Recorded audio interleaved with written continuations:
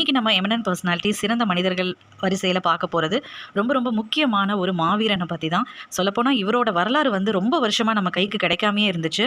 அதுக்கப்புறமா ஒரு மகானால கிடைச்சது அப்படின்னு சொல்லலாம். அதை நம்ம யாருன்னு இப்போ பார்க்கலாம். அதுக்கு முன்னாடி இவர் யார் அப்படின்னு ஃபஸ்ட்டு தெரிஞ்சுக்கலாம். இப்போ நீங்கள் படத்தில் பார்க்கும்போதே கண்டுபிடிச்சிருப்பீங்க, தீரன் சின்னமலை அவர்கள் தான். இவரோட முழு பெயர் பார்த்தீங்கன்னா, சில பேர் வந்து இவரை ரொம்ப செல்லமாக சர்க்கரை கவுண்டர் அப்படின்னு சொல்லுவாங்க, இல்லைனா தீர்த்தகிரி சின்னமலை அப்படின்னு சொல்லுவாங்க. சில பேர் வந்து இவருக்கு வந்து அதாவது கொங்கு நாட்டு சிங்கம், கொங்கு தேவன், வேந்தன் அப்படின்னு இவருக்கு நிறைய பேர் இருக்குது. இவரோட உண்மையான முழு பெயர் என்ன அப்படின்னா, தீர்த்தகிரி சர்க்கரை மன்றாடி உத்தம காமிண்டர் அப்படின்னா கவுண்டர். இதுதான் இவரோட முழு பெயர். பொதுவாக வந்து வரலாற்றில் வந்து ஆங்கிலேயர்களை எதிர்த்து போரிட்டு ஜெயிச்ச நம்ம மண்ணில் பிறந்த நிறைய தலைவர்கள் வந்து சாதனை பண்ணியிருக்காங்க. ஆனால் அது ஒரு சில ஆவணங்களை வந்து பிரிட்டிஷ்காரங்க வந்து அழிச்சிட்டாங்க. ஆனால் தீர்த்தகிரி, அதாவது நம்ம சின்னமலை அவர்களோட ஆவணங்கள், அவரோட வரலாற்று வந்து எங்கள் மக்களுக்கு தெரிஞ்சிருமோ, ஏன்னா வந்து இவர் அந்தளவுக்கு அவங்கள ஓட ஓட விரட்டியிருக்காரு. ஸோ இது வந்து விஷயம் வெளியில் தெரியக்கூடாது அப்படிங்கிறதுக்காகவே இவரோட வரலாறு வந்து டோட்டலாக மறைச்சிட்டாங்க. ரொம்ப மோசமானவங்க, அதுதானே அவங்களோட குணமே. ஆனால் நல்ல வேலை, கடவுளாக பார்த்து நம்மளுக்கு கொடுத்த ஒரு பெரிய வரம் தான் இப்போ நீங்கள் பார்த்துட்ருக்கிறது. இவர் பேர் தான் வந்து புலவர் குழந்தை. இவரோட முழு பெயர் வந்து புலவர் குழந்தை சாமி அப்படின்னு சொல்கிறாங்க. இவரோட புண்ணியத்தில் தான் இன்றைக்கி நம்ம தீரன் சின்னமலை அவர்களோட முழு வரலாறும் கிடச்சிருக்கு. இவர் பார்த்திங்கன்னா புலவர் குழந்தைசாமி ஐயா வந்து அவருமே வந்து முழு கதை எப்படி எடுத்தார் அப்படின்னா, சில காவியங்கள் ஒவ்வொருத்தரை பற்றின வரலாறு இருக்கும் இல்லையா, அங்கங்கே வந்து தீரன் சின்னமலை அவர்களோட அந்த ஒரு நிகழ்வை வந்து மொத்தமாக கலெக்ட் பண்ணி, அப்புறம் நாட்டுப்புற பாடல்கள்லேருந்து கொஞ்சம் கலெக்ட் பண்ணி, நூல்லேருந்து கொஞ்சம் கலெக்ட் பண்ணி, இப்படி மொத்தமாக தொகுத்து நம்மளுக்கு அழகாக கொடுத்துருக்காரு. ஸோ இவருக்கு வந்து நம்ம உண்மையாகவே ஒரு பயங்கரமான ஹேட்ஸ் ஆஃப் கொடுக்கணும், தலை வணங்கணும். ஏன்னா இவர் மட்டும் இல்லை, இதை செய்யலை அப்படின்னா இன்றைக்கி நம்ம இப்படி ஒரு மாவீரன் நம்மக்கிட்ட இருந்திருக்காரு அப்படிங்கிறத நமக்கு தெரியாமையே போயிருக்கோம். சரி, வாங்க வீடியோக்குள்ளே போகலாம். இப்போ நம்ம தீரன் சின்னமலை ஐயாவோட வாழ்க்கை வரலாறு ஒன் பை ஒன்னாக பார்க்கலாம். தீரன் சின்னமலை அவர்கள் வந்து பார்த்திங்கன்னா 1756ஆம் ஆண்டு ஏப்ரல் 17ஆம் தேதி அவர் வந்து மேலப்பாளையம், அதாவது ஈரோடு மாவட்டத்தில் தான் பிறந்திருக்காரு. இவரோட தந்தையார் பெயர் வந்து ரத்னசாமி கவுண்டர். இவரோட தாயார் பெயர் வந்து பெரியாத்தா. இவர் வந்து சுதந்திர போராட்ட வீரர், ஒரு அரசியல் தலைவர். நம்ம மண்ணில் வந்து பிறந்து வீர மரணம் அடைஞ்சிருக்காரு இவரோட சிறப்பு வந்து கேட்கும் போது உங்களுக்கே புல்லரிக்கும். ஸோ மிஸ் பண்ணாமல் இந்த வீடியோவை ஃபுல்லாக பாருங்கள். ஸோ தீரன் சின்னமலை ஐயா அவர்கள் பார்த்திங்கன்னா அவரோட சின்ன வயசுலேருந்தே அவருக்கு வந்து விளையாட்டுகள் மேலே ஒரு ஆர்வம் இருந்தது. எல்லாத்தையுமே கற்றுக்கணும் அப்படிங்கிறதுக்காகவே வந்து அவர் நிறைய வீர விளையாட்டுகளை வந்து கற்று அதிலே வந்து நல்ல திறமை வாய்ந்த ஒரு விளையாட்டு வீரராகவும் அவர் திகழ்ந்திருக்காரு. இது ஒரு பக்கம் அப்படின்னா, இன்னொரு பக்கம் வந்து நிறைய புலவர்களை வந்து பாட வச்சு அவங்களுக்கு பரிசெல்லாம் வழங்குவாராம். ஸோ அந்த மாதிரியும் அவர் செஞ்சுருக்காரு. அது மட்டும் இல்லைங்க, நிறைய கோயிலுக்கு வந்து இவர் நிறைய அர்ப்பணிகள் செஞ்சுருக்காரு. இந்த மாதிரி சொல்லிகிட்டே போகலாம். இவர் சின்ன வயசுலேயே வந்து இவ்வளோ ஆர்வம் இருக்குது, அதுவும் எல்லா துறையிலையும் இருக்குது அப்படிங்கும் போது உண்மையாகவே ரொம்ப பெருமையாகவும் ஆச்சரியமாகவும் இருக்குது அவரை பற்றி கேட்கும்போது. காங்கேயம் அப்படின்னு செல்லமாக அழைக்கப்படுற சின்னமலை ஐயாவுக்கு வந்து நிறைய தனித்துவமான குணங்கள் இருக்குது. அதில் ஒரு குணம் என்னன்னு பார்த்தீங்கன்னா, இவர் வந்து நிறைய போர் பயிற்சிகள் வந்து தன்னுடைய ஊரை சேர்ந்த இளைஞர் கூட்டத்துக்கு நிறையவே செஞ்சுருக்காரு. இவரே வந்து சொந்தமாக ஆயுதங்களை வந்து தயாரிப்பாராம். அதாவது நம்ம எதிரியை வந்து யூனிட்டியாக ஒற்றுமையாக இருந்தால் மட்டும்தான் வந்து எதிரியை வந்து வீழ்த்த முடியும் அப்படிங்கிறத ரொம்ப அழகாக இவர் புரிஞ்சு வச்சுருக்காரு. அதனாலேயே வந்து பார்த்திங்கன்னா இவர் எந்த ஜாதி வேறுபாடும் பார்க்காம எல்லாரையுமே, திறமையானவங்களை மட்டும் பார்த்து எல்லாரையுமே, அவங்க எந்த ஜாதியாக இருந்தாலும் அவங்கள வந்து தன்னோட போர் படையில் சேர்த்து அவங்களுக்கு அழகாக பயிற்சி அளித்து இந்த மாதிரி வந்து தன்னோட வாழ்க்கையை நகர்த்தியிருக்காரு. உண்மையாகவே இது ரொம்ப ரொம்ப பாராட்ட வேண்டிய ஒரு விஷயம். அப்புறம் இன்னொரு இவருக்கு இருக்கக்கூடிய ஒரு தனித்துவம் என்ன அப்படின்னு பார்த்தீங்கன்னா, பொதுவாக நிறைய அரசர்கள், நம்ம நிறைய வரலாற்றுகள் வந்து கேள்விப்பட்டிருக்கோம் நிறைய மன்னர்களை பற்றி.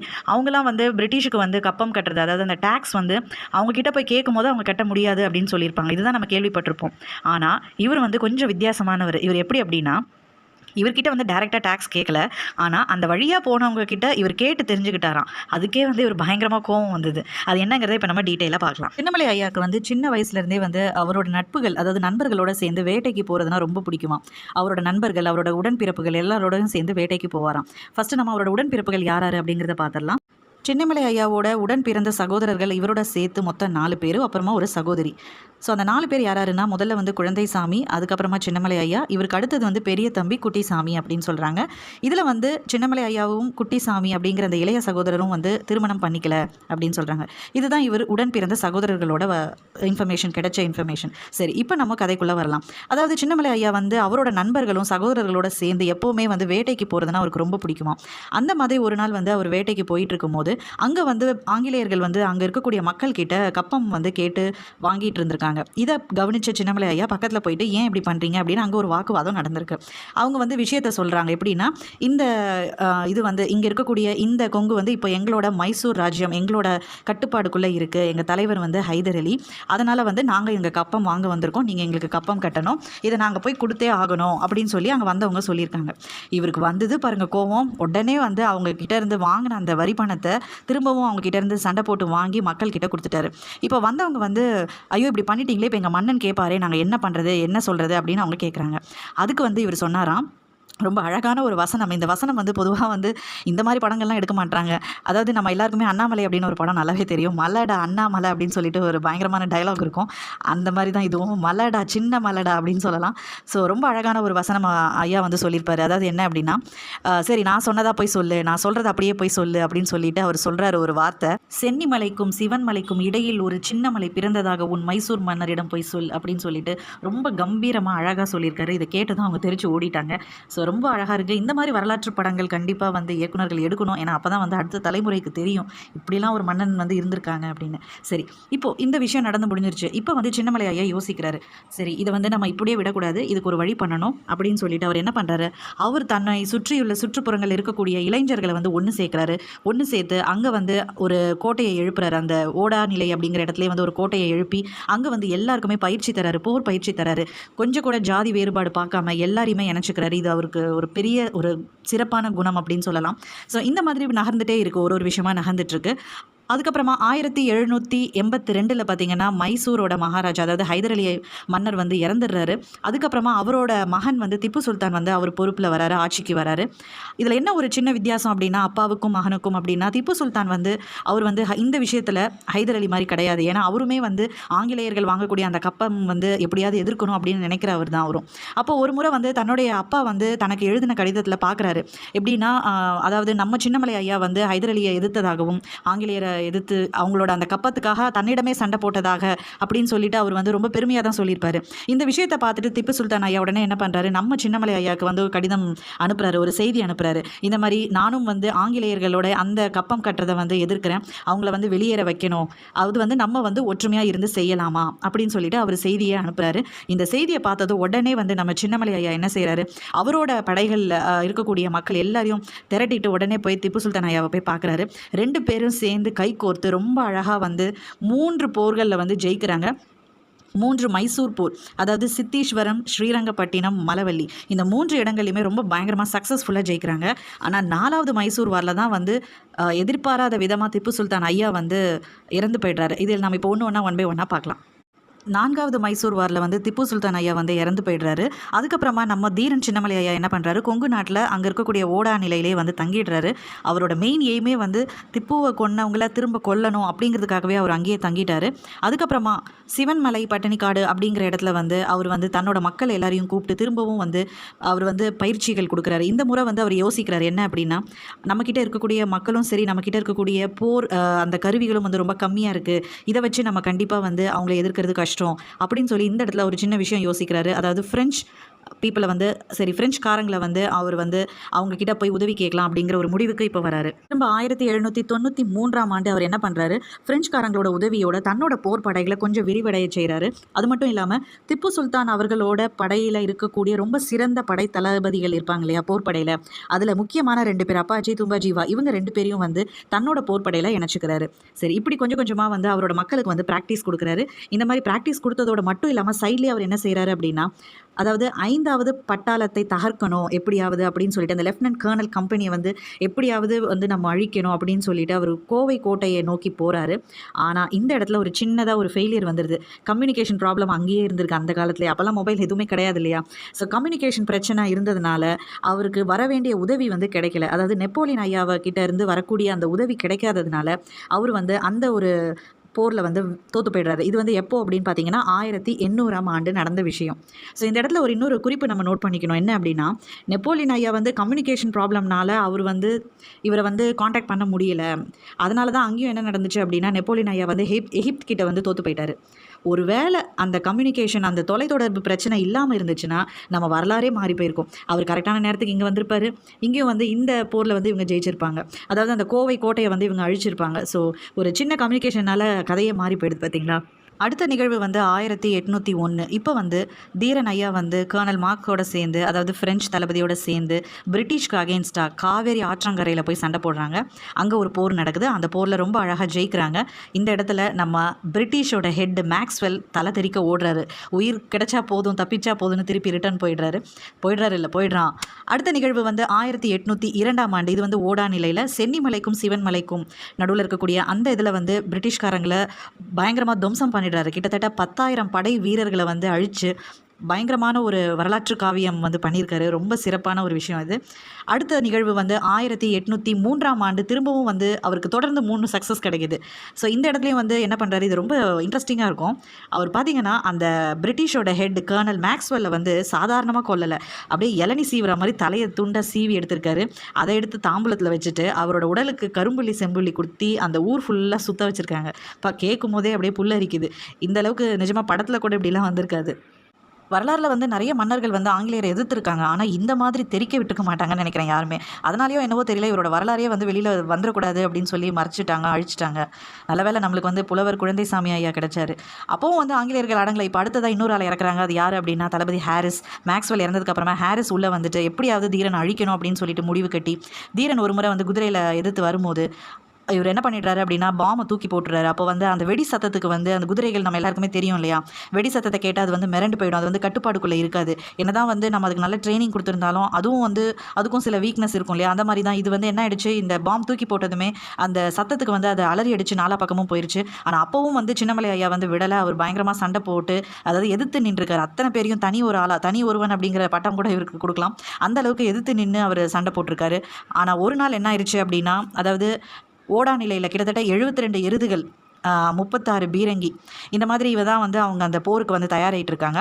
அப்போ வந்து பொல்லான் அப்படிங்கிற ஒருத்தர், பேர் தான் பொல்லான், ஆனால் ரொம்ப நல்லவர். இதுலேருந்து என்ன தெரியுதுன்னா, பேரை வச்சு யாரையும் நம்ம டிசைட் பண்ணக்கூடாது. அவர் வந்து எப்போவுமே அவர் தான் வந்து தூதுவர். இவருக்கு அவர் எப்போவுமே வந்து ஒரு புது ஸ்லிப்பரோட செருப்பு போட்டுட்டு தான் வருவார். அந்த செருப்புக்குள்ளே ஒரு செய்தி வச்சிருப்பார் பேப்பரில்.